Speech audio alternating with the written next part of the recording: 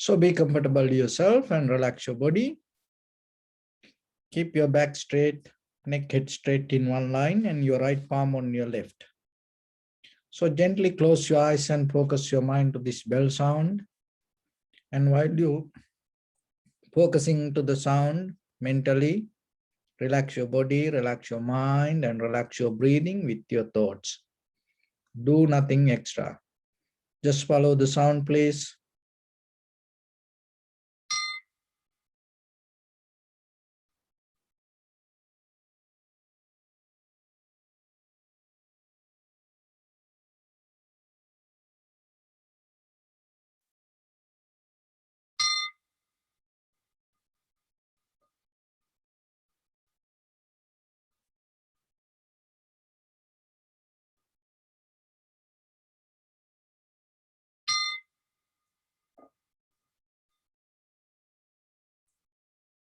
Namo tassa bhagavato arahato samma sambuddhassa.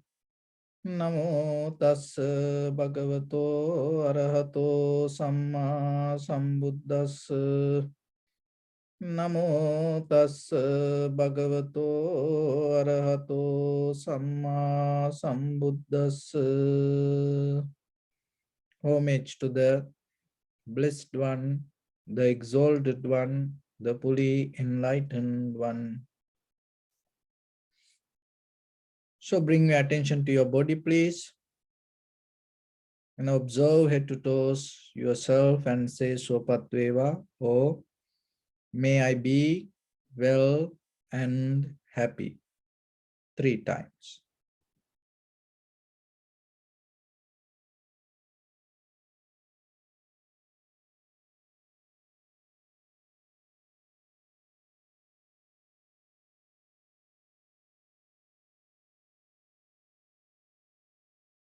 Take a moment and think.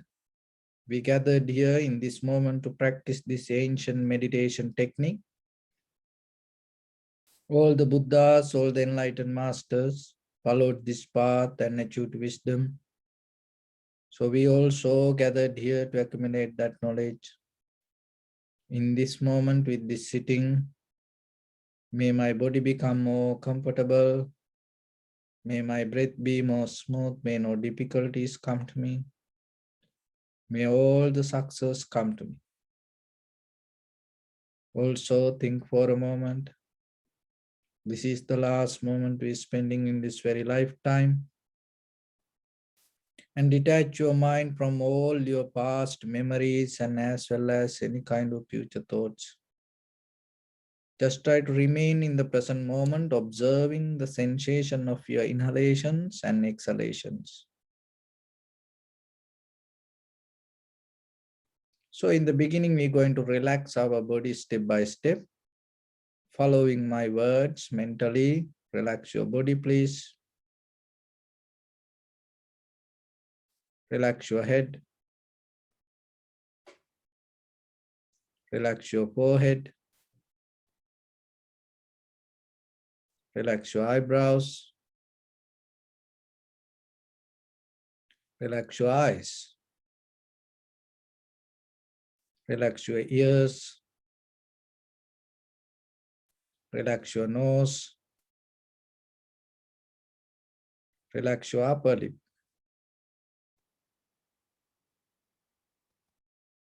Relax your lower lip.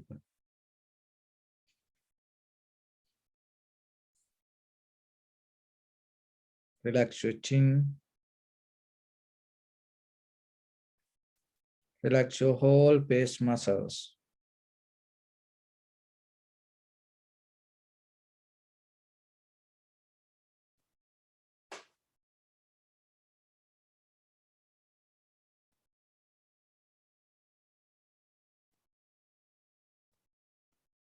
Relax your teeth.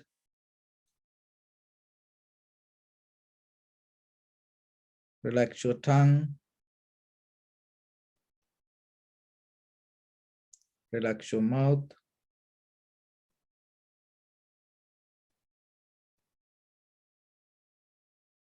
Relax your throat.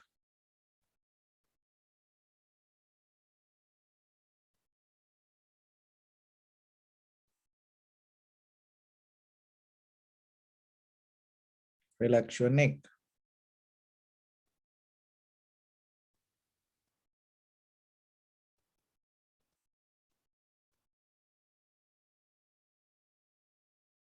Relax your shoulders, arms, elbow, forearms, palms, fingers, fingertips.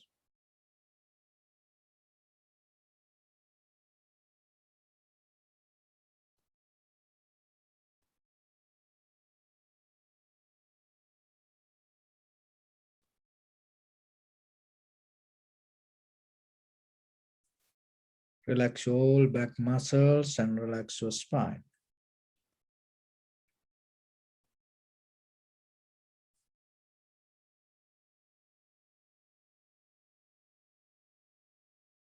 Relax your chest and relax your abdominal muscles.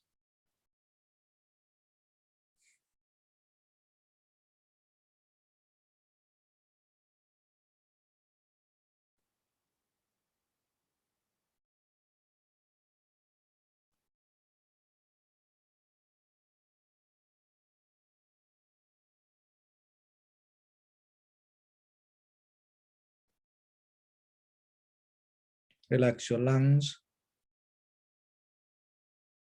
Relax your heart. Relax your liver. Relax your kidneys.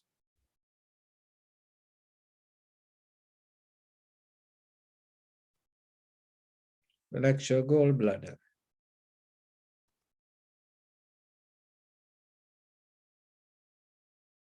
Relax your pancreas.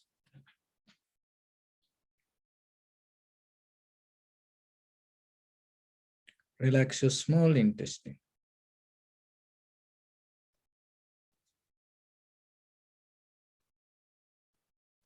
Relax your large intestine.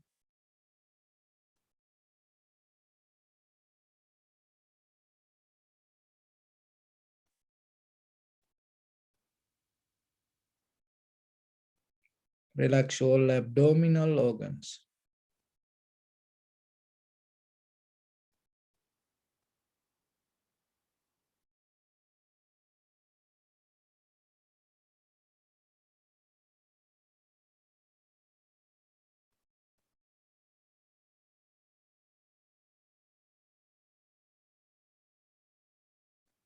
Relax your buttock. Relax your thigh.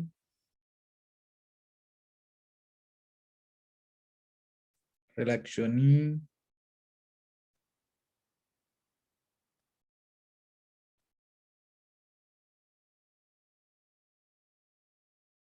Relax your calf muscles.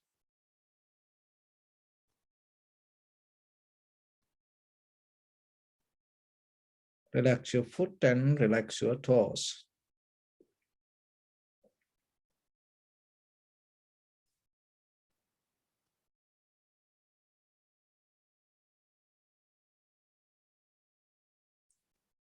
Relax your whole body muscles, tendons, ligaments, bone marrows, and whole skeleton.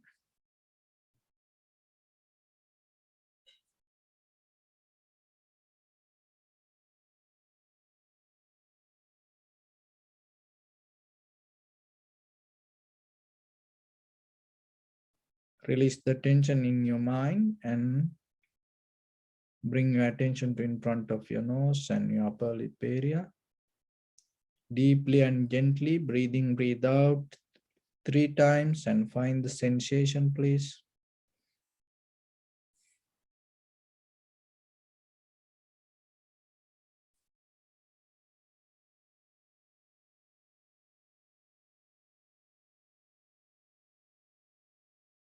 So allow your inhalations, exhalations happen naturally itself. And when it happens, just recognize inhalations as inhalations, exhalations as exhalations, only through the sensation, not by visualizing, dreaming, thinking about it, or doing anything the way you want. just by only through the sensation.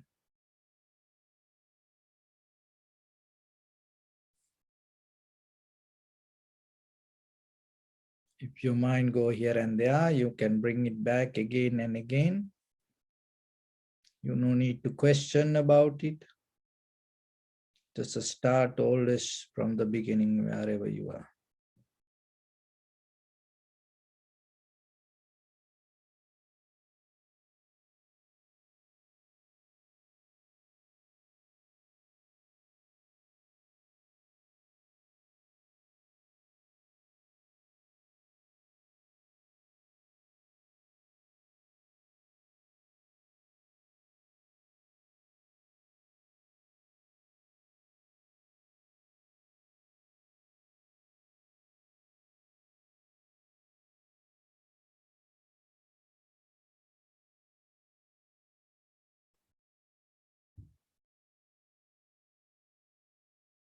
Just allow everything to settle down as it is.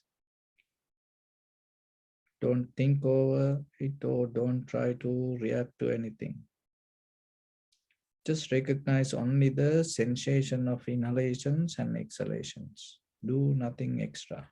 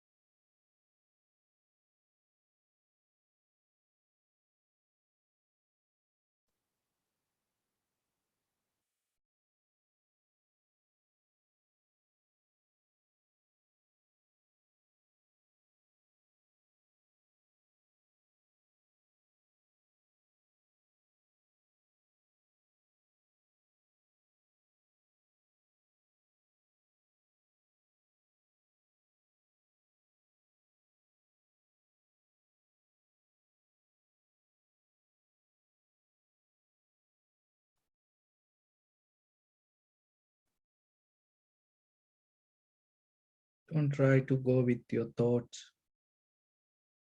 Simply settle down with the sensation of inhalation, exhalation.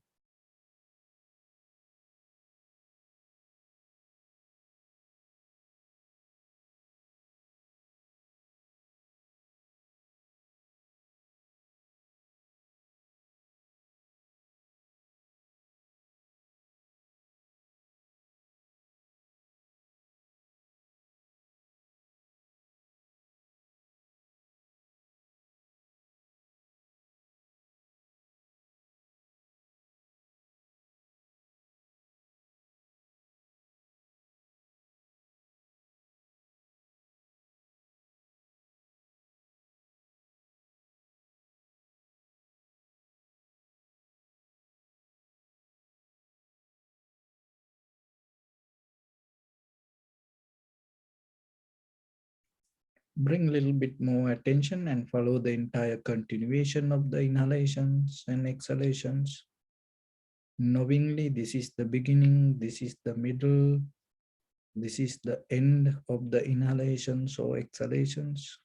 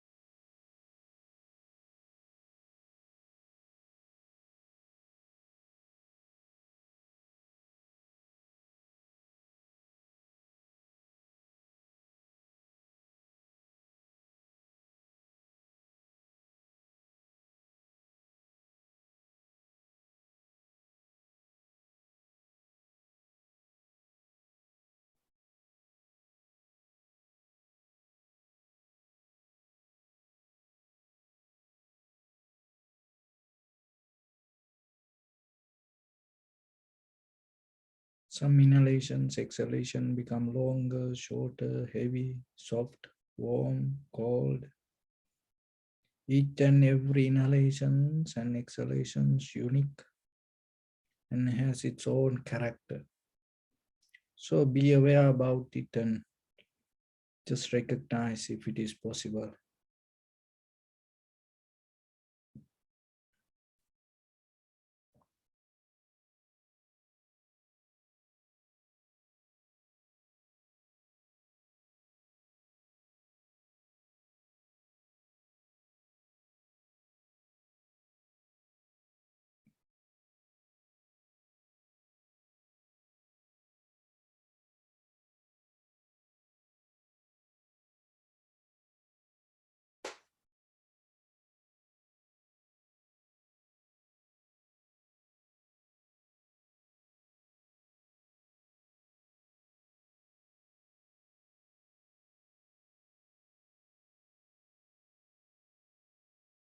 So from now, keep unmovable posture and drop all the patterns, methods, techniques, all the teachings, all the memory that you carry. Just simply be with whatever the sensation come to you and see what it is and experience yourself that sensation. See, is there anything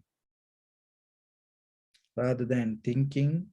Is there anything you will find? So don't promote your thoughts. Be careful about it. Always keep the newness in your mind.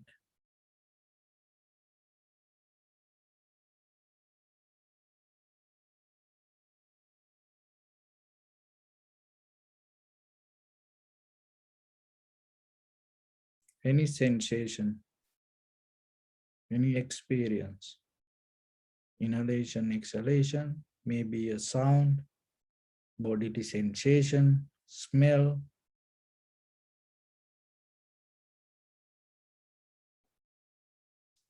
whatever strong and available, just see what it is.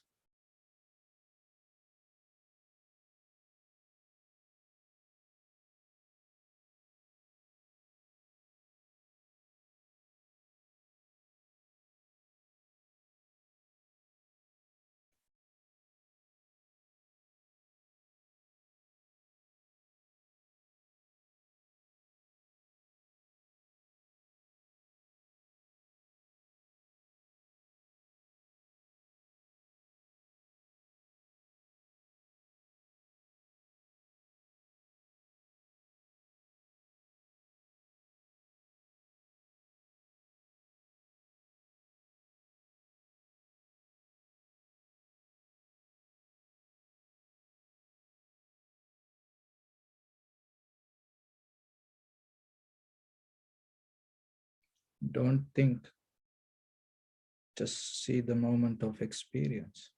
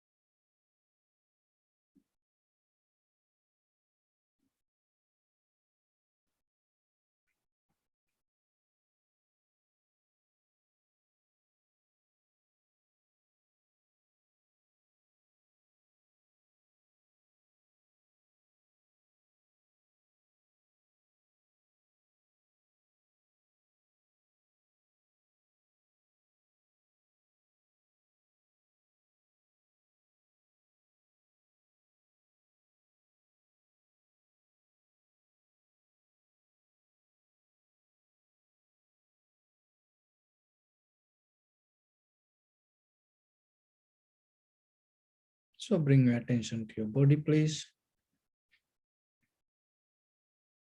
Observe your posture.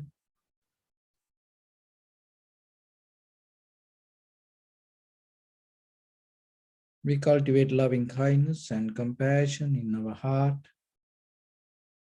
and radiate it as a light through entire your compound, village, city, state, country, world, around this universe. Also, as far as you can, through galaxies, other planets, stars, reminding yourself like this.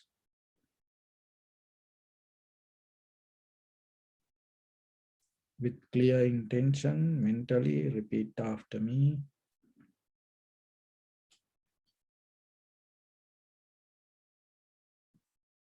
May all living beings in this universe be well and happy.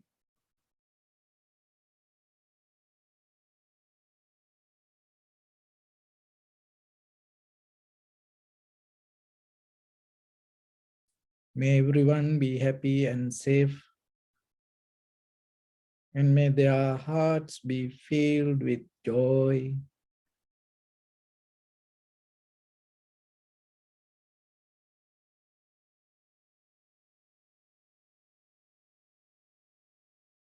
May all living beings live in security and in peace.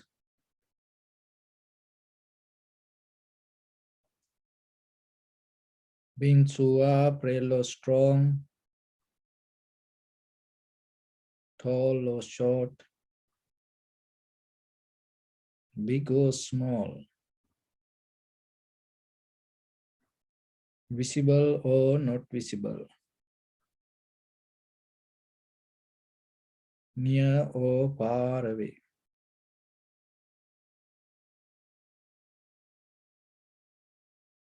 Already born or yet to be born.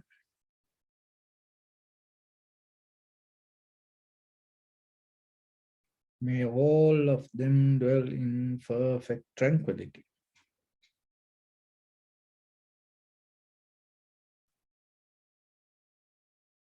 Let no one do harm to anyone.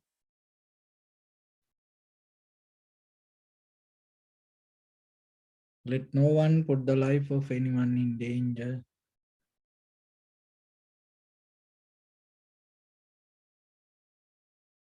Let no one out of anger or ill will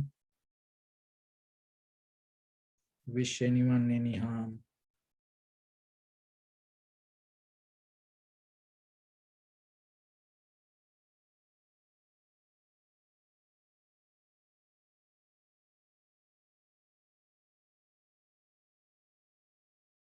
Expand the loving kindness and compassion beginning from your heart forward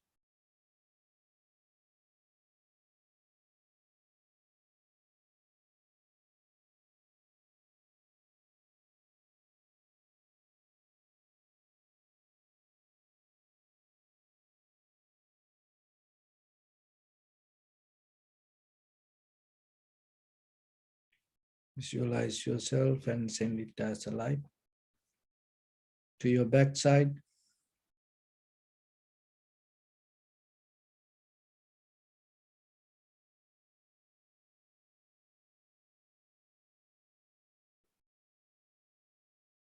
to your left side,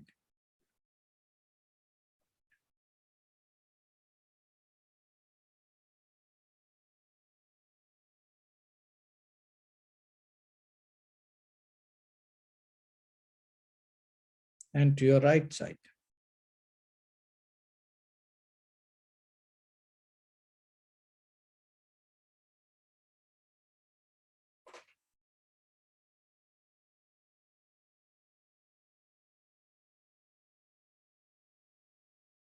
Downward,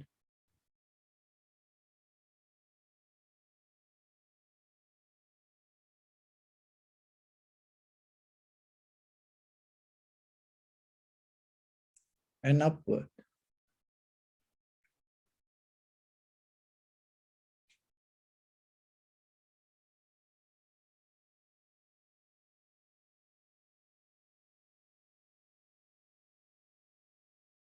To all 6 directions at once, like the moon, the sun, without any condition, without any limitation, without any resistance or without any judgment.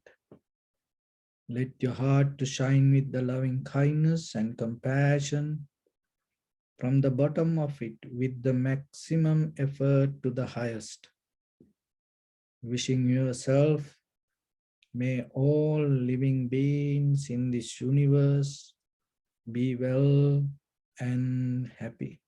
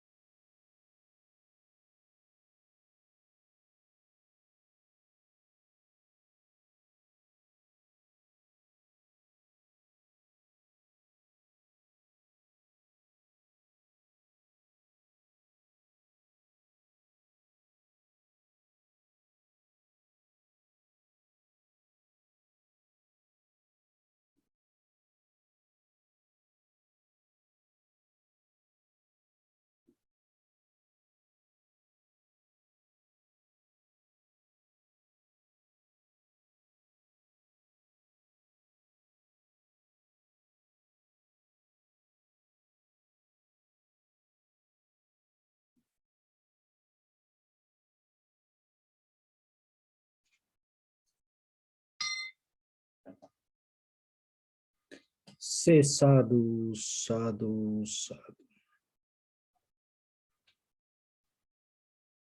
So dear Dhamma practitioners, when it comes to our life, morning to night, we all looking for happiness and satisfaction. And at the same time, we follow the knowledge and we use that knowledge to gain the happiness. But still, it's kind of like become a dream. It's just only kind of like a hope. And day by day, we getting to struggle, difficulties, unsatisfaction, fear, uncertainty. So like that. But again, we try to get the help out of our own knowledge and try to fix that. So then what will happen, the day by day, the web become more stronger and we get into and we get tangled in that mental hopes or the web, idea of web. So then practicing meditation is a kind of like a way you're trying to get out of that web. You try to get out of your mental patterns or the thoughts. Is there anything beyond the thoughts? There is a, you know, that in the Western world, there is a word came philosophy. In that word, when it go to the beginning of the word, it called philosophia ultima. So that means the pure essence of the mind. So pure essence of mind is not thoughts. When the mind get out of completely 100% from thoughts, that is the pure essence of your mind. Just try to understand it yourself.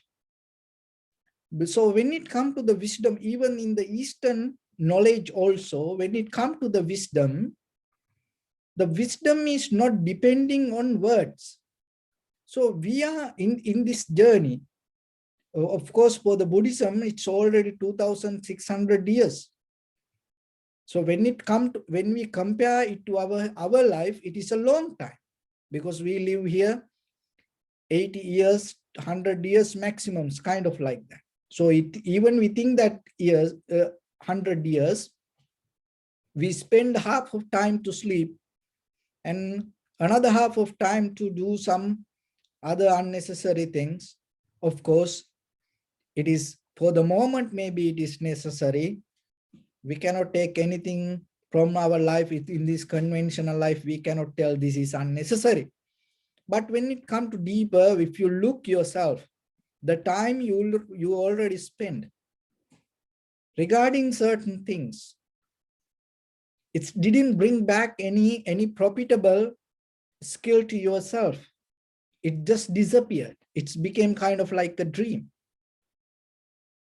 There are very few moments in your life you can reflect on it and you can count on it, and it brought you kind of like a valuable currency to your life to spend and move forward and hold, and you can get the help out of that whatever the experience you had. But when it comes to the wisdom, remember, it cannot transform to words. The wisdom itself cannot transform to words. So even the sutra, in the very 20 years of the Buddha's teaching, it's kind of like it was an oral practice, and it's just the Venerable Ananda was that even that he came kind of like a later, and he became the Buddha's personal attendant. Before that, even there were many, and that teachings may be disappeared. But somehow what you need to understand, now we have scriptures, the sutras, and even in our other religions also, now we have books. So we transform that wisdom to words. So now we try to go with the words.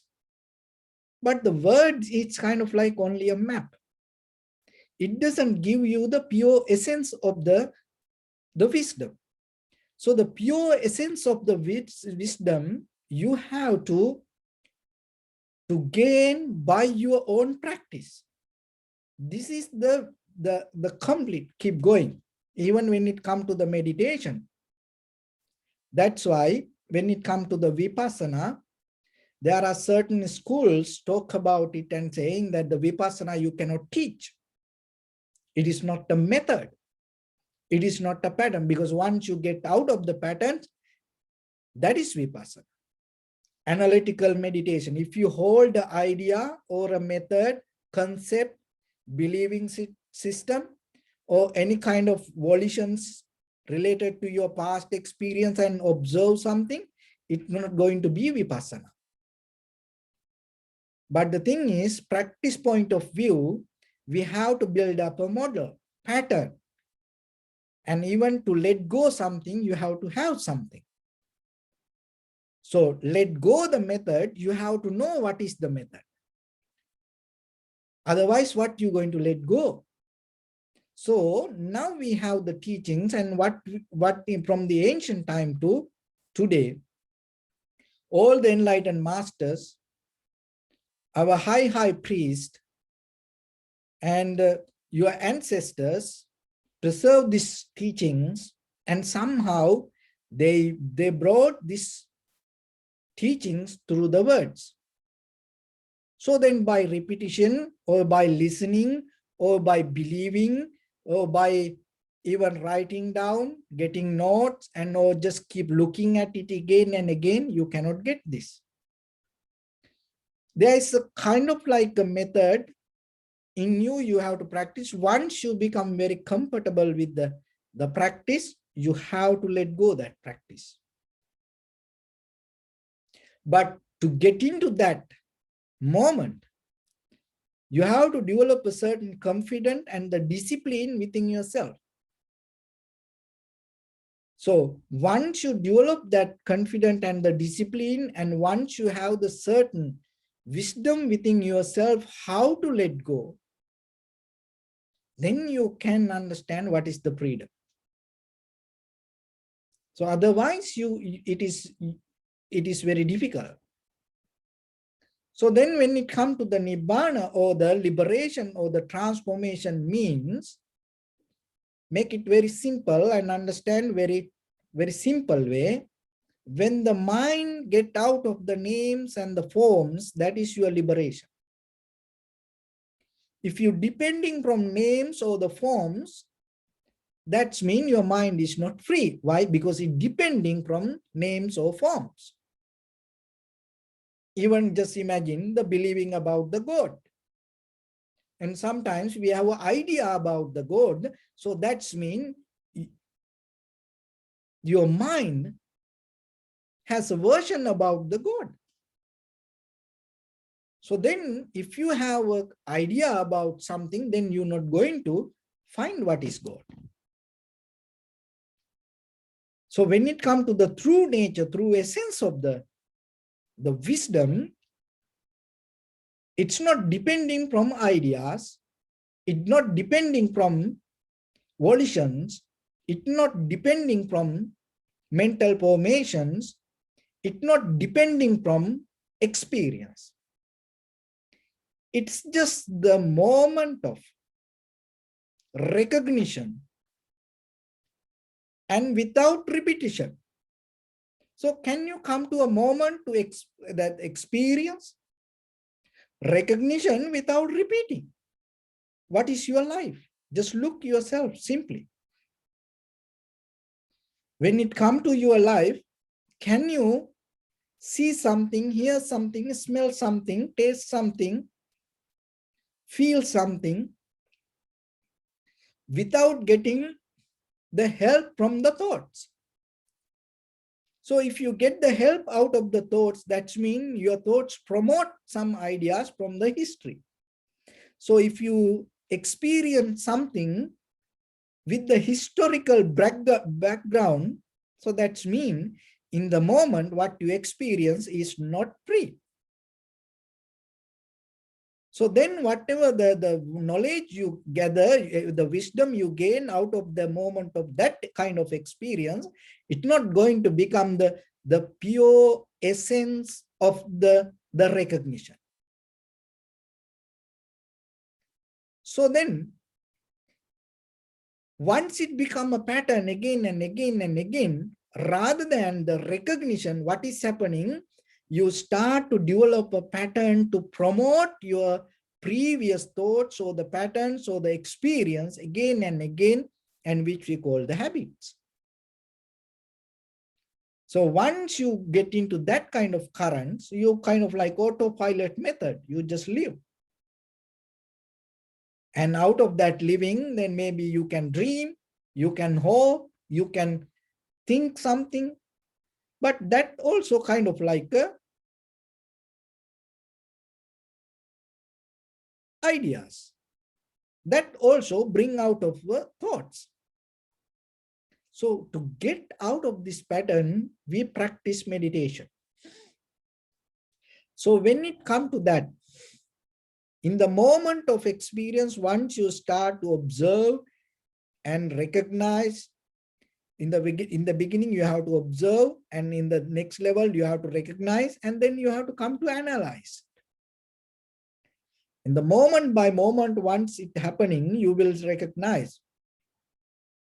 So whatever come from the outside world as perception, it doesn't matter if, because your awareness always has power to recognize it. So that is the pure essence of the wisdom. So, and then it's nothing to do with the outside world, but that doesn't mean you are separate from the outside world. No, it always going to be with the world, because otherwise there is no perception complete. Otherwise there is no living. There is another example for this. So as you know, the lotus come from the mud. So it need a muddy lake to have a lotus. Once the lotus come out of the muddy lake, it doesn't go and fight with this muddy lake, because it came out of it. And even it become the lotus, it is still carry a form. So that the muddy lake, it's kind of like the conventional life with the desires. And once you become a lotus, you stay untouched. And then, but still, you carry a form. But how about the essence of the lotus? Fragrance. Once the fragrance released from the lotus, that is the highest experience, the existence of the lotus. So just imagine the fragrance. It doesn't have a form, but still it becomes the highest outcome from the mud and the lotus, the entire process. So the recognition also like that. And the recognition is kind of like the fragrance that you gain out of this entire experience. So you have to focus to that. You have to go and you slowly start to harmonize, merge with that path. Not to go and fight with the muddy lake, not to hold it to stuck with the lotus. The stuck with the lotus is kind of like this. So the freedom is the kind of like the fragrance with the wisdom. And some people attach to freedom. So just imagine, there's a day kind of like no one at home. So you feel, oh, it's good to practice meditation.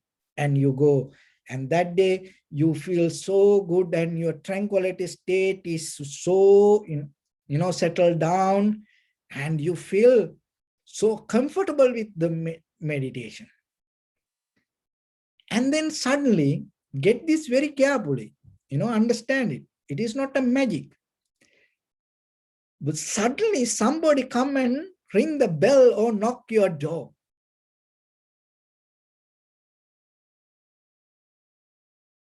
Can you, without getting disturbed, the same mental state, can you get out of meditation and go and see who is that?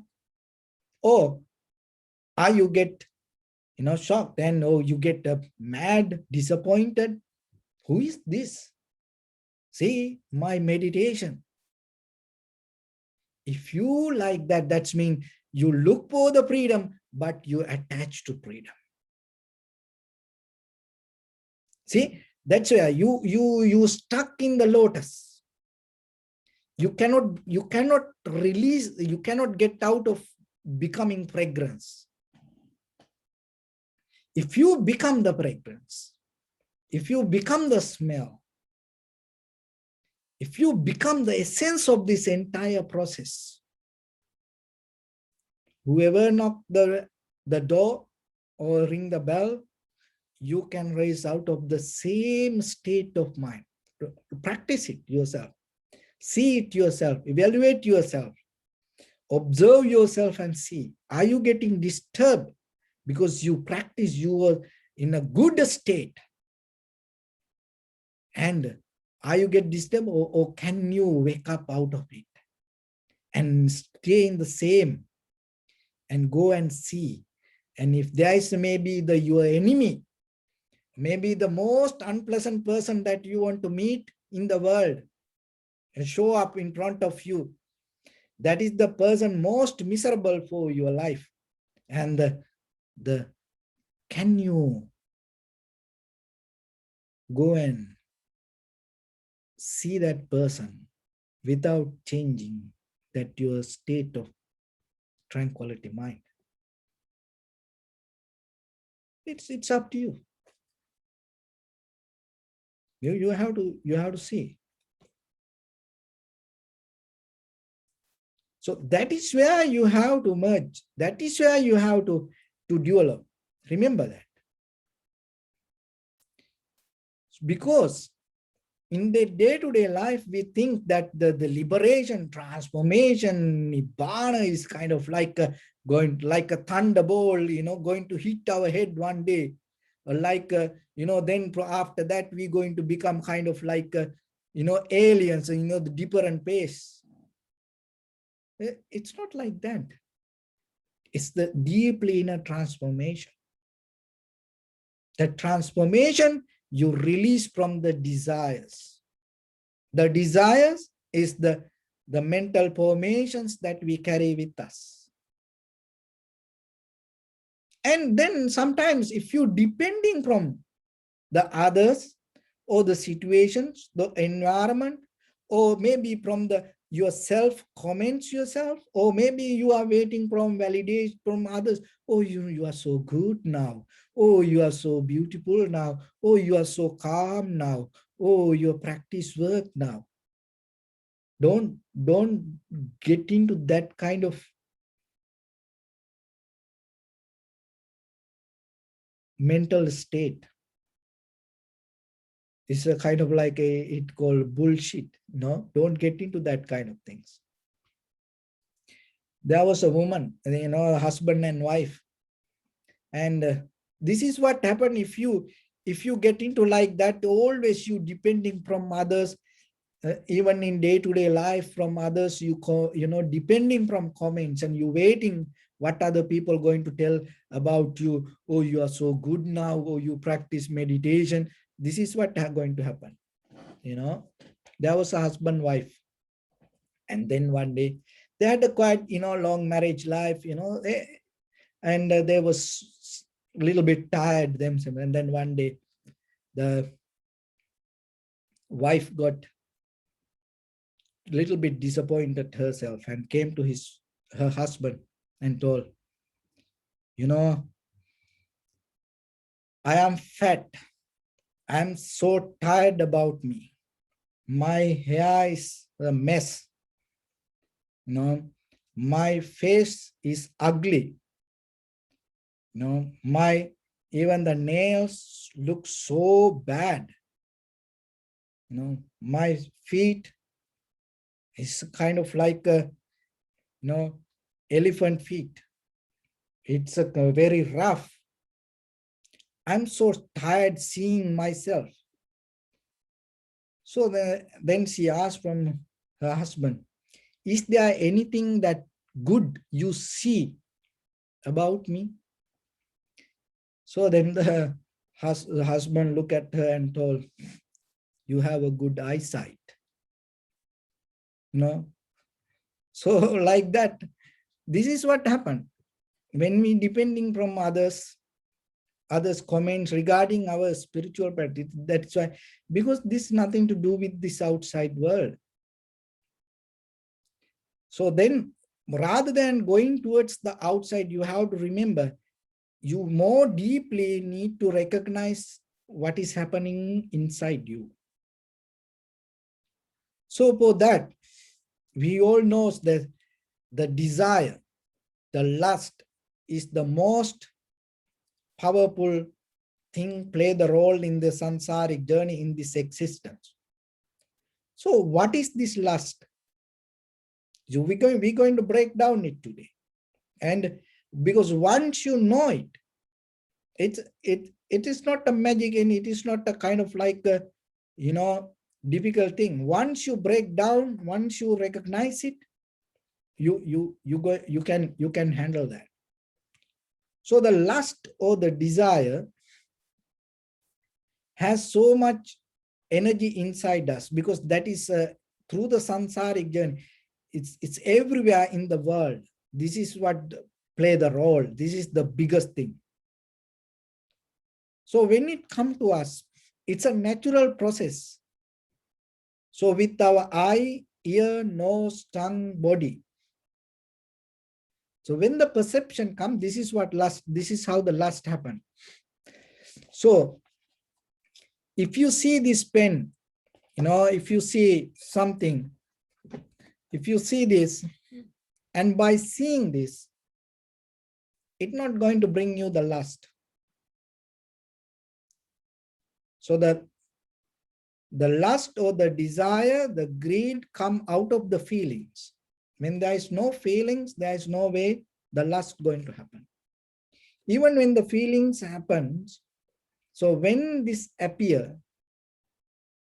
just by appearing itself, the lust not going to happen in you. So whatever come to you as perception, out of that perception, listen this very carefully. Once you get it, you know what it is, and you done. Don't. That's why you have to be very clear when you get it to yourself. When the perception come with your eye, ear, nose, tongue, body, so forget about mind. You don't need to go that way. Just with the five senses. When the perception come, just by perception, the lust not going to happen. Appearance of any perception, the lust not going to happen. Always the lust, the desire, or the greed happens. When the perception happens, out of that perception, if you start to think, that is where the lust arises. So when the perception happens, in that moment of appearance of the perception, there is no lust. With your eye, ear, nose, tongue, body. But whatever the experience come to you, whatever the feelings arise you, out of that feeling, so out of that perception, if you start to think, out of that thinking, your lust arise. So then just imagine, if you experience something without thinking, there's no lust. Try it. There is a way that you can get into that. So, but once that's why there are many teachings, there are many sutras, in the mostly very famous one. Nate kamayani chitrani loke sankapparago purisassa kama. So the sankapparago, the mental promotions, the promote ideas, bring the desire. So it's different person to person. Why? Because my background, the ideas that whatever I have, I bring it from my background. So I came from different background, you came from different background. So like that, when it comes to 10 people, they came from 10 different directions. So then their experience going to be different. And the lust is always, the thing is, why we cannot get it? Because we replace. And then we cannot find it. We cannot separate it. We always replace with something. As a child, you used to play with the toys. And then after that, you give up that toys. Then you start to get into a little bit more the advanced gadgetics. And then you little by little get out of it. And you start to get into a boyfriend or the girlfriend. And you slowly, maybe one, two, maybe many girlfriends, boyfriends. And then finally you get out of that and you marry. And then you replace, you marry, then you stay with the husband. And you in love with the wife or the husband. And then what happened to your parents? You forget them. You had so much love with your parents and you thought, oh, I never going to leave my parents. But after you married, your love will start to, transform to your husband or the wife. And then And sometimes in the history, even today, there are a lot of people, they give a hard time to their parents because of the husband or the wife. And then what happened? And you stay together, and then once the child come to your life, and the husband or the wife is not that much important, you transform to your child, and then you stay there, and then little by little, you get old, and the child become young, and then you slowly start to replace to grandchildren. See how you allow, from toys to grandchildren, the same similar thing, same idea, but the outside the model is different. But you depending from that. That is the very nature of the lust. It's so smart to adjust and transform to something. And Venerable Sariputta one time gave an example regarding the lust. This is how. There was a gangster, so this is just a simile example, how the lust work.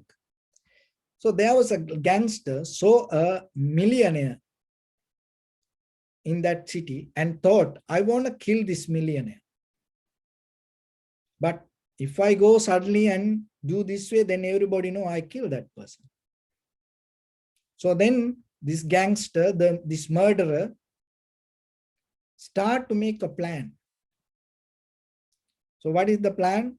He start to go and work for this millionaire, doing labor, farming.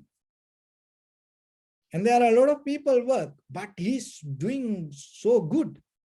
And so millionaire came one day and saw how people work. Oh, this man works so good. And then, okay, you come and work at my home. So then the millionaire take this murderer to his home. And now he worked there. And the millionaire becomes so happy, this person doing so good. And he does everything exactly the way I want. And then now he became more comfortable and he bring him inside the house. Now you can do work in my house, even in my room. Now the millionaire became so comfortable to sleep, even keep open all the doors while that murderer at home. That much comfortable. So then one day this murderer look up that waiting for his opportunity. And then the millionaire was opening the doors and everything, and this murderer went into his bedroom and start to kill this millionaire. While killing, the millionaire cannot recognize the murderer is the same person, and he asked the help and shouting, asking help from that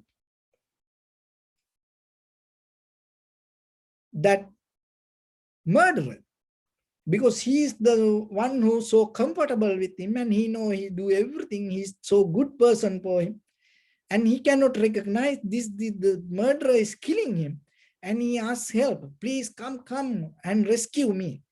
The same thing like the lust does to us. The desires, same thing, keep doing to us.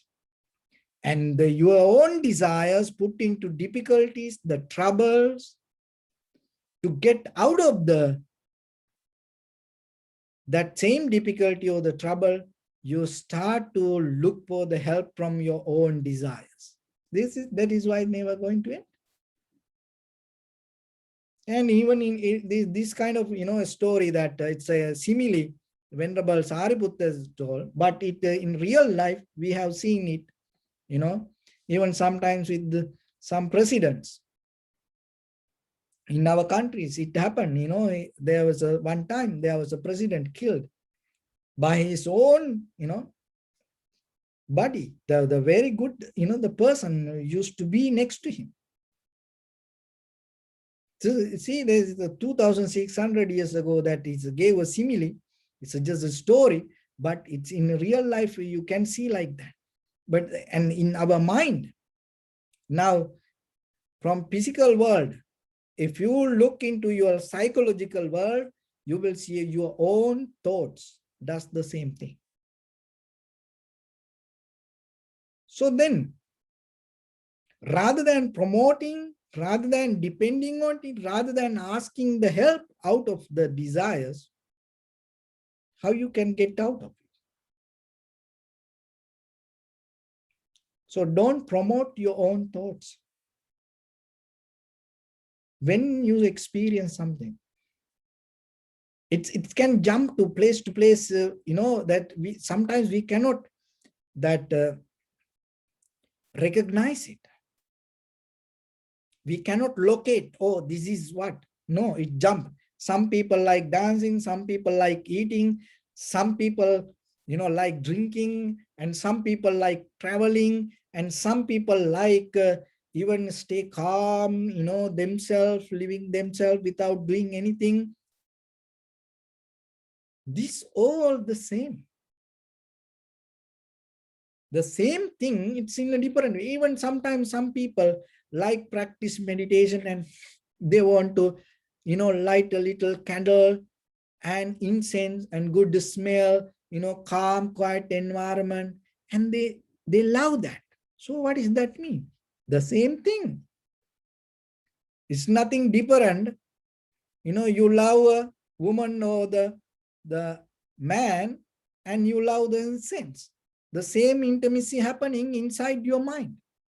This is what you have to understand. So then you have to look yourself. Where are you trapped? When any experience come to you, are you promoting thoughts? Are you depending on it? Just imagine when you wake up tomorrow, this everything new. Can you accept it? Or are you start to look, where is that? Where is that? Where is he? Where is she? So like that. Can you? So then always remember, it is really happening. When you wake up tomorrow, it's everything new. But our ideas promote thoughts. This is this. This person is this person, and that person that. So like that. And then with that, we go with the world. Then again and again, even you born, when you die, when you born, you come with that. That's why, sometimes if you find somebody very, comfortable for you, and sometimes people say, oh, maybe soulmate. Oh, maybe in previous life. Or maybe just imagine you go somewhere, a very new place, you never been to that place. And then suddenly you feel it's very comfortable. And then you think, oh, maybe in my previous life, I used to be here. So like that, you always, get the connection with something, promoting your thoughts. Of course, it is not a magic. There is no person that, didn't become your husband or wife, didn't become your child, didn't become your parent. There is no animal, didn't become your relatives. It's a very it is not a magic. It is a very basic level of teaching when it comes to the Buddha's teaching, because that much long journey you came. But once you become a human in this life, you don't need to depend on that. You don't need to count on that. There is something more higher in you to more merge and go with. What is that? That is your awareness. Forget about the previous things, the past things. It is not a magic. It's always happening. It's not something that you need to be so happy about it. Even when, when there's a puppy come, and if that, that innocent puppy or the cat, or, come too close to you and rub the body, and you feel, oh, maybe in the previous life, this, puppy is one of our relatives, so kind of like that. That's not a magic. It's a very simple truth. What the Buddha, when it comes to the Buddha's teaching. It's not even that. It's each and everyone. That's why when it comes to me, all living beings, you open your heart to that, but still you have to remember, we all in this web, in this trap, in this illusion. That is why with that compassion to get out of that illusion, you have to have a very clear, higher vision when it comes to life. So then remember yourself. When you experience something, you can do it. Only thing is you need the effort, and you need some awareness, and little by little practice. Just know where the lust come. Lust not coming from outside world. The lust come from promoting your thought. When you start to promote your thought, just imagine, just I give a, we have eye, ear, nose, tongue, body, that's, imagine if you promote your thoughts to drink water, you don't need pure water. Even you can drink salty. That is where the mind play the game. It doesn't matter. That is where, when you promote the thoughts yourself, when the lusts become stronger, you are capable to do anything. That's why the parents sometimes, rape their own children. Relatives, do the same thing to them. Why it happened like that way? Because it promoted by their own thoughts. That's why you can kill anybody. You can do anything. Once you start to promote, that is what the Buddha said, stop there. Once you stop there, this entire universe going to settle down, neutral. That is where your real freedom going to come. That is what, that recognizing that in your mind and stopping it inside you is the real wisdom. Once you start to do one thought like that way, it becomes profitable skill to you. 2 thoughts, 3 thoughts, 4 thoughts, 5 thoughts. Then you start to multiply that profitable skill. So then imagine yourself and remember yourself. You are the one who capable to do that. As a human being, that is the highest skill that you can develop. So don't give up that opportunity. Do whatever you want to do. It's nothing wrong with that. This is your life. So get that whatever that if you want to experience, go for it. But anytime, I'm done. If you can get out of it, you're good. But if you cannot get out of it and your thoughts promote you, and you keep dragging there, then you are in danger. Why? Because that is not the outside world, because your own thoughts. You cannot get out of your own thoughts. So then start to work from that place. Where the lust arise in your mind. When you promote your own thoughts, the desires, or the mental formations, volitions, sanskara, your memory, that is where the lust comes. So if you don't allow, when a perception comes, if you don't allow your memory to, your volitions to, your sanskara to, or your mental formations to interfere with the moment of experience, that is where your liberation, your transformation, the ultimate bliss of Nibbana can experience. So with that, I bless upon everyone. With this good practice, may all of you be well, happy and peaceful. May no harm come to you, may no difficulties come to you, may no problems come to you. May you also have the patience, courage, understanding, and determination to meet and overcome inevitable difficulties in your life during this time period. May everyone stay healthy and safe. And finally, may all of you attain supreme bliss of Nibbana. Sabbityo vajjantu sabbarogo vinasatu mate bhavatantarayo sukhi dikayuko bhavat. Ettavata cha mehi sampadam punya sampadam sabbe deva numodantu sabba sampatti siddhya. Sabbe bhuta numodantu sabba sampatti siddhya. Sabbe satta numodantu sabba sampatti siddhya. Idam me punya kammang asavakkaya vahang hotu. Sabba dukkha pamuncatu. Bless you.